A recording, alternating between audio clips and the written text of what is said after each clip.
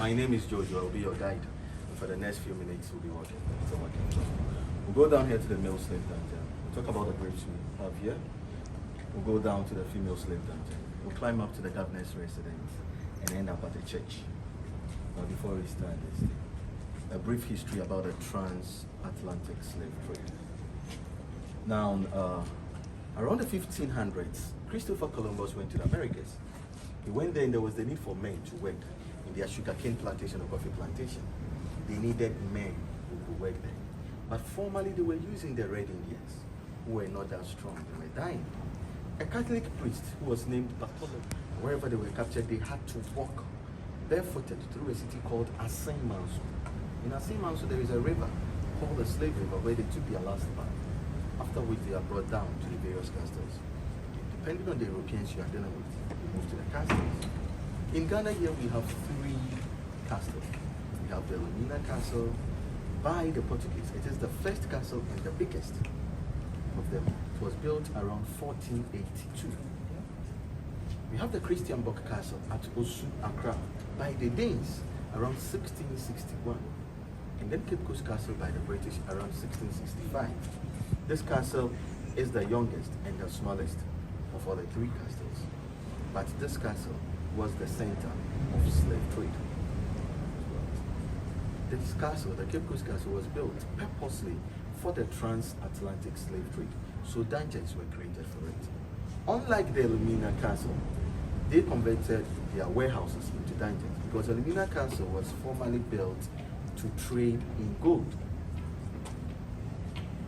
It was not used for slavery. But when the transatlantic slave trade was at its peak, they had to convert their warehouses into slave dungeons. Now, Europeans came and they were kidnapping the natives. There is this hospitality about Ghanaians where we entertain our visitors. Equally, they wanted to entertain us back. So, they told the young men to come into their ships, take some drinks, eat. You go into the ships and you will be enslaved. They put liquors around the seaside. Young men tasted and it tasted good. They kept drinking till they got booze. By the time you wake up, you'll be in the dungeon. Equally, they told the young men that there is this newfound land that we are working there. So join us, let's go in there to work, only to be enslaved. But still they were not getting the numbers as they could. So they had to rely on the natives themselves. Now, Europeans, the natives themselves were fighting against each other to enlarge their territories, their kingdoms. They were using bow and arrow to fight. But when Europeans came around, they lured them, gave them guns, gunpowders, and they used these items to fight. In return, instead of you making this slaves to be your servants, you bring them here to be sold. So Africans were themselves people selling their own people to them. Wherever they were captured, they come to the various countries. So if you are dealing with the Portuguese, you go to Lima. If you are dealing with the Danes, you go to the Christian Portuguese. If you are dealing with the British, you come here to the Cape Coast Castle. Here at the Cape Coast Castle, the first point of call is the Palava Hall, where human beings were exchanged with goods such as gunpowder, mirror, rings, textiles, tobacco. When a slave is bought, branding irons are heated. When it's red hot, oil is applied on the skin. It uses branding irons to mark the leather for its expiation, after which they are brought down. Male captives were held in the male slave dungeon. Female captives are the female slave dungeon. We are now entering the male slave dungeon. The floor is a little slippery, but your feet is free. But before we go there, if there is no question, please join me at the male slave dungeon. Watch your feet.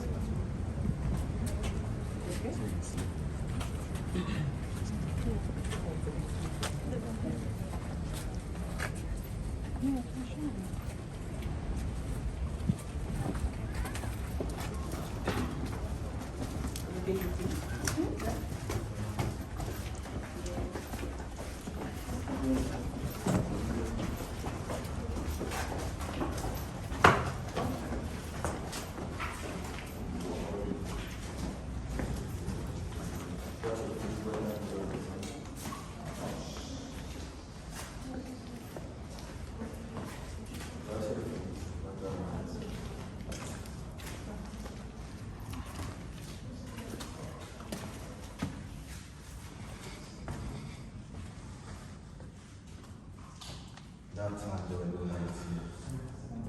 So the three vents you see up there was the only source of light and ventilation for enslaved Africans. We have now connected light to it. Now this is the male slave dungeon. The male slave dungeon is divided into 5 rooms or 5 chambers. We are in the first chamber. In each of these rooms, there were 200 men. 200 men kept here for a maximum of 3 months. So for 3 months, enslaved Africans were here in the dungeons. This as the source of light and ventilation. And while they were here, they were in chains as well. Now, most of them who had the opportunity of moving out after 3 months were partially blind, being in the darkness for that number of months. Here in the male slave dungeon, food was given to them twice, morning and evening, eating in their palms. So you can imagine the quantity of food. It was something small just for their stomach. Defecation was also done here. Poo-poo, wee-wee, vomit, blood, food particles were all left on the floor here, and they were sleeping here. You are welcome. Thank you. Can I go in? Yes.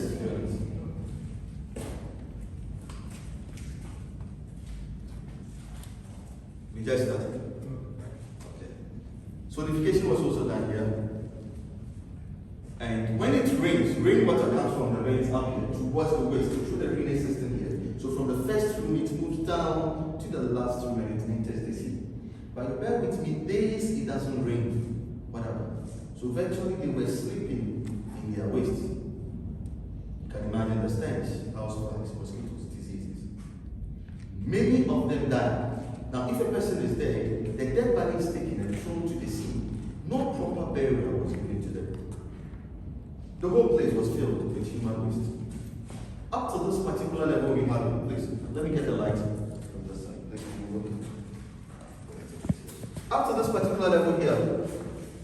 Yeah, let me get the light from this side. Hello. Yeah. Up to this particular level here, all this place was filled with human waste. Looking at the walls, you will see that there are some markings on the walls. Excavation work was done in the year 1977. Archaeologists from the University of Ghana excavated this room. And that is why you see the markings there. Now the bricks you see here on the floor, this is the original floor of the castle. This bricks you see on the floor is the original bricks of the castle. Don't forget, they used bent bricks, oyster shells, lime powder for the construction of the castle.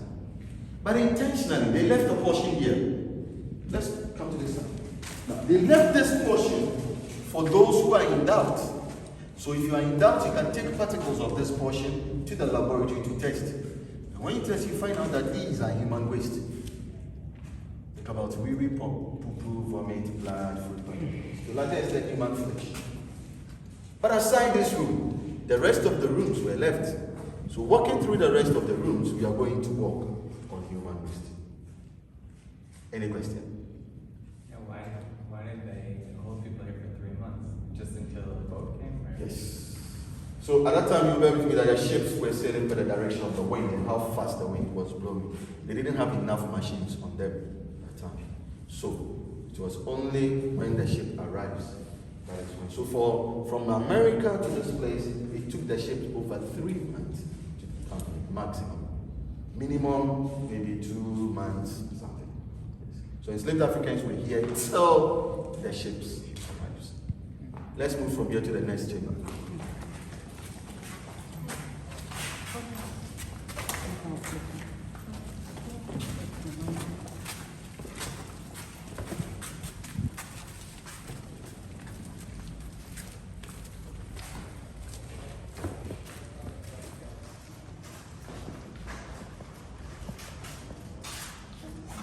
So here we are in the third chamber. This is the third chamber. Another 200 people here. These are the source of light and ventilation. In the first room, we saw the bricks on the floor. We no more see the bricks here. So standing here, you can imagine what we are standing on. These are cemented human waste. These are cemented human in my waist. How many people are here? 200 in each of the rooms. 200 Wow, 200 people. in each. And they were also chained as well. Now, above this place, while men were dying here calling for help, crying, dying here, above this place, up here, was a church. So, hallelujah was said up there. Love your neighbors yourself up there. Men were dying down there. This is a security hole just in front of the church. That after church service, they started witless house slaves were faring down here. Ironically, heaven up, hell down. Let's move down to the last chamber. What's your opinion before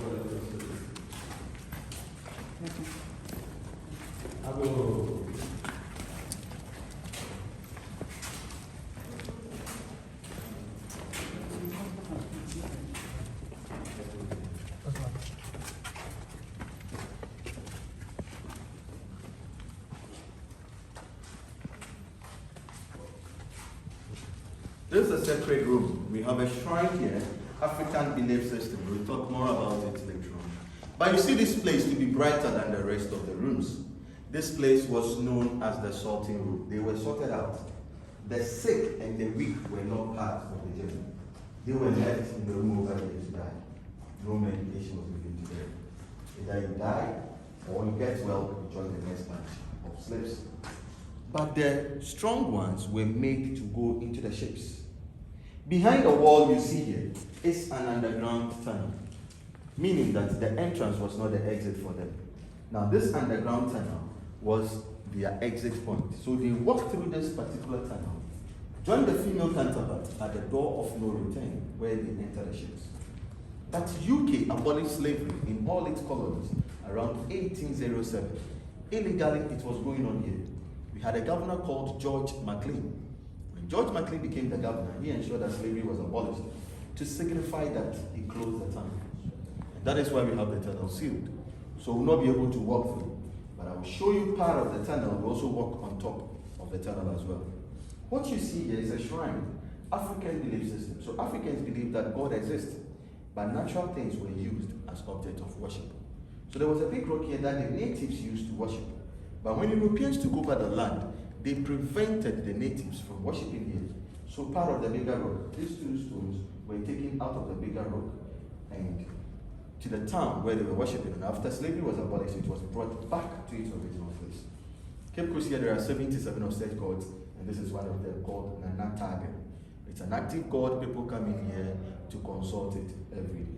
So just like you have pastors, you have problems, you tell them. People who believe in this one also come in here to consult it. Stools for visitors to sit on, and then the wreaths you see here are brought by friends to pay homage to those who died here in the dungeon. Any question? Any question? Okay. So there's no way. No, you can go. You can go. Actually, it's just this room.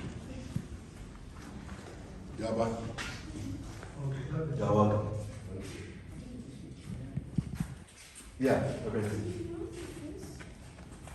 It's a skin for an animal.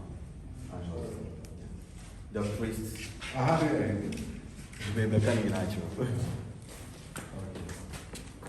So we'll be moving back to the courtyard now. But please, for the sake of my visitors, my new visitors, maybe 2 minutes to explain things. You're welcome. So we get started behind the male slave dungeon now. The male slave dungeon is divided into 5 rooms. And in each of these rooms, there were 200 men. This is the last chamber. Now, here we have 4 identified groups. One separated from the 3. And the separation is because these are Africans. These are Europeans. So you see, even in that, there is that racism there. Now, PQ here stands for Philip Kwaku. Philip Kwaku's father was a slave maker, selling slaves to the British. And because of the relationship the father had with the Europeans, Philip Kwaku was given a scholarship at age 11 to study abroad. He went to England together with other 2, William and Thomas. William and Thomas died 2 months reaching England. But Philip Kwaku, at age 24, was ordained a priest And he is the first black man to be ordained a priest. He came back and he was the pastor of the church. You know the church I showed you when we were down there? This is the church up here. This is the church. And to the power now people see him as a betrayal of trust because whilst preaching up here, his natives were down there dying. Other people see him as a hero because through him we got formal education. Depending on the eye you would take to see him a hero or a betrayer. He died age 75 and was buried here around 1816. Let's move here, we talk about the three countries.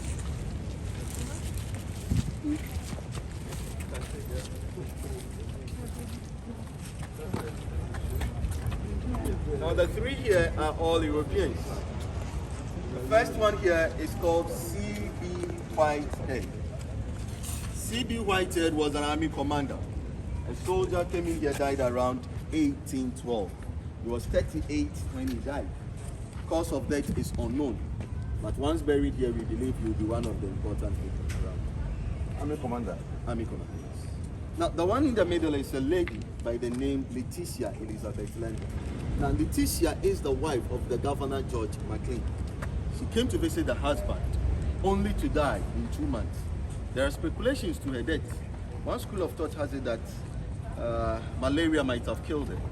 But there were rumors in the town that also suggest that as at the time she came, the husband, George Mclean, had a mistress who was a Ghanaian called Ellen Bannerman. So out of jealousy, she took poison and died. Another school of thought has it that Ellen Bannerman might have connived with George Mclean to kill her. But we are trying to believe that she died out of suicide because as at the time she died, she was found holding a bottle of poisonous substance. She was 36 when she died. But I don't know whether it was suicide, homicide, or parasite. She was 36 when she died. The last one here is called George Mclean, and he is the governor. George Mclean was the governor, appointed the governor around 1830. He was a Scottish. Came in here and abolished slavery around 1833. George Mclean designed a bond that paved way for the colonization of Ghana for 130. Now George Mclean designed that bond for the colonization of Ghana. He also built us the first Western type of judicial court. And up here is the first judicial court in Ghana. We call it Mclean's Hall. Malaria killed George Mclean. Malaria killed him. He was 46 when he died. Wow. So we are 46, 36, 38, 75. Any question? Abolish slavery, yes, in this castle. So that where we had just come from is no longer used. It was no longer used for slavery. It was later on used as a warehouse. Pass through the door of no return, which was formerly here. So they're coming from here, pass through the door of no return here. Just opposite this side was the ships. And they are moving to the ships. But around the 1700s, this place was closed because when the waves are high, water comes around the side and it distracts it. So because of the distraction, they closed the side and sent the door of no return further down. So now they are from here, they move back here, down to the door of no return.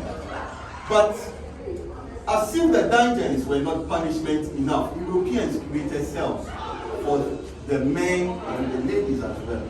The men had the condemned cell, the ladies had the punishment cell. We are close to the punishment cell. Let's have a look at the punishment cell. This is a punishment cell. Soldiers do not come with their wives. For sexual satisfaction, they were raped in the jail. So if you resist rape, you are put here. For 10 days, they were fed once. The idea was for them to send your mind.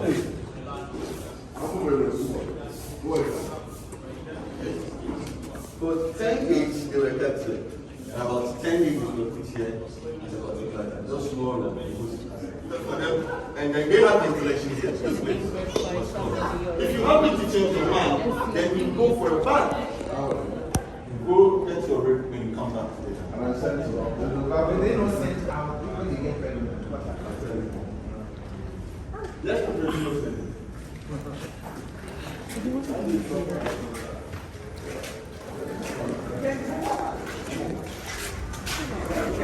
There are two separate dungeons for the females, one here. Now this is the female slave them. One here, one at the opposite side. The number of females were 300. Yes. So we had 1,000 men, 300 females. 150 here, 150 at the other side. And these are the source of light and ventilation. The 3 holes up there is the only source of light and ventilation. This place was closed. And while they were here, they were treated just like the men, fed twice, morning and eating also in their palms. They had cloths to cover their chest and then their waist as well. Now, while they were here, defecation was done here. Poo-poo, vomit, blood, food particles were left on the floor here, and they were sleeping here as well. So even if you are in the time of the month, no bath for you. You were all here in the waist. Yet they were attractive for rape. Now most of the ladies who got raped, most of them got pregnant. And if you are pregnant, you are taken to the town. Nurses took care of them till they gave birth. When you give birth, the child is taken from the mother, and the mother is brought back to the dungeon to join the next batch of slaves after 3 months. So these kids never knew their mothers. They were given European names: Roxy, Addison, Ferguson, Morrison, Dixon, Dawson, Anderson, and the Simpsons. These names are very common when you come to the coastal areas of Ghana. They were the ones known as the mulattoes, and they started formal education here as well. Any question? Let's move to the door of no return. Wow. This is the door of no return. Please come out. Let's come out. It is called the door of no return because no person went through this door and had the opportunity of coming out. This door, as you see, as big as it is, wasn't as it is. It was a small door. Should you go to the inner castle, you find the original door of no return. Now, it was made this big because after the abolition of slavery, Cape Coast was made the first capital city of Ghana. 1877, it was moved from here to Accra for economic and political reasons. Jenny! Now, it is called the door of no return, just like I said, because no person went in. Now, going through the door of no return means you lose contact with your heritage. But I assure you that nobody will be kept there. You will all come out. There are no ships there. Let's move through the door of no return.